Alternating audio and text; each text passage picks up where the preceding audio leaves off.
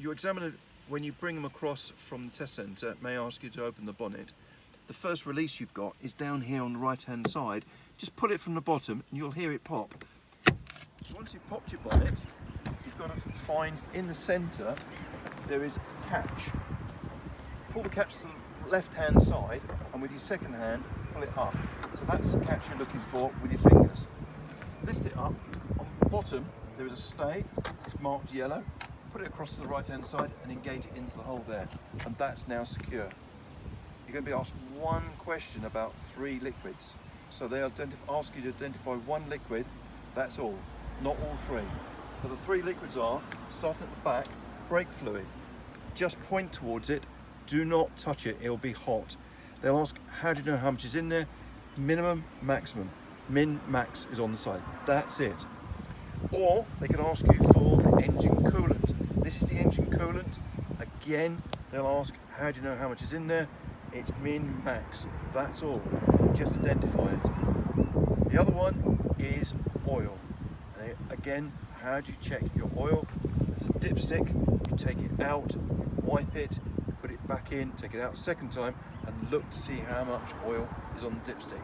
That's it. It's a verbal explanation to the examiner, nothing more. You don't touch anything because they don't want you to burn your hands. Once you've done that, release it. You need 2 hands for this. Push it up, take the catch away, place it in, goes clip, and then bring it down, and with both hands, let go. Done. It's now secure. If it doesn't secure, push it like that to secure it. Done. Finished. Okay, so the examiners asked you to sit in the driver's seat, and then once they've checked my car, they'll sit in next to you. They can ask you 1 question about the vehicle. 1 of 11. So the first one is, how do you know whether the brakes are working? Quite simply, we'd use the brakes at the very first opportunity, before perhaps we even need to, and we're looking to see if they don't pull to one side and they don't feel slack or spongy. That's it. There's 2 questions about tyres. First one is, how do you check for the tyre pressure and where to get the information for it? Well, the information is either in the handbook or on a sticker on the side of the car, and we check them when the tyres are cold and preferably before a long journey. Second question about tyres is, how do you check to make sure that they're safe and legal to use? You check the sidewall to make sure there's no cuts or bulges, and you'd also make sure that the tread depth is 1.6 millimeters for 3/4 of the width for the entire circumference. How do you check your headlights and tail lights? So you turn them on using the switch on the right hand side, and we're either going to look for reflections, or I'd get out and walk around the car looking to make sure they're working. The same with the indicators. How do you check those? We can turn on the hazard warning light switch, and again we could look for reflections, or we can get out again and look round. A little bit harder is how do we check the brake lights are working. Here we'd need to turn the ignition on, and applying pressure to the foot brake, we'd either look for reflections, or we'd have somebody else, the second person, to go and look for us.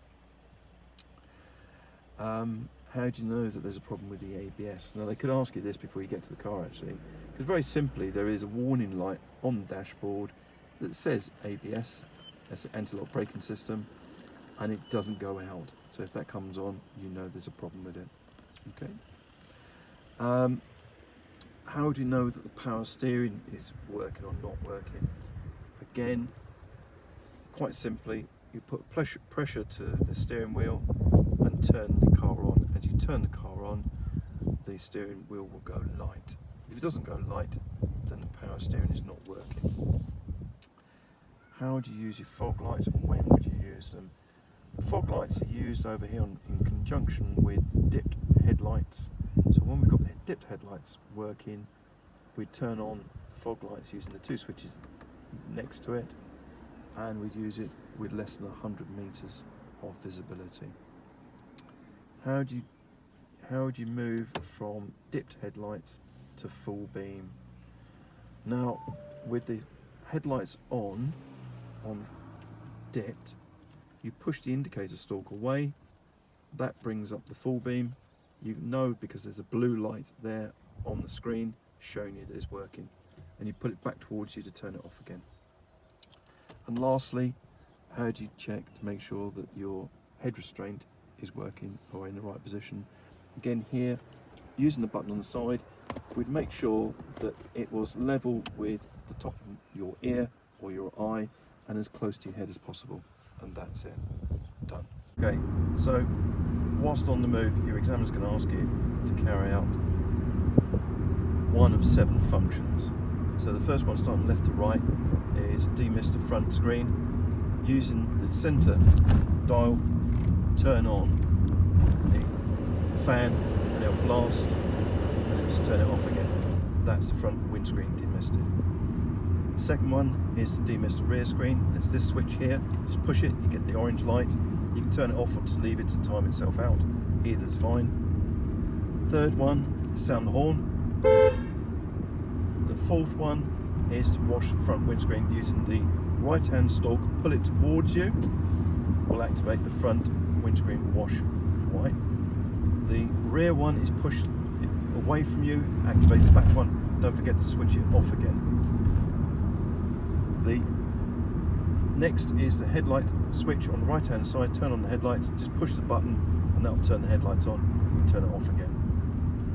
And then lastly is to open your driver's side window. So on the right hand side, stab it with your finger, push it down, it'll go down, and then pull it harshly and it'll go back up again. That's it.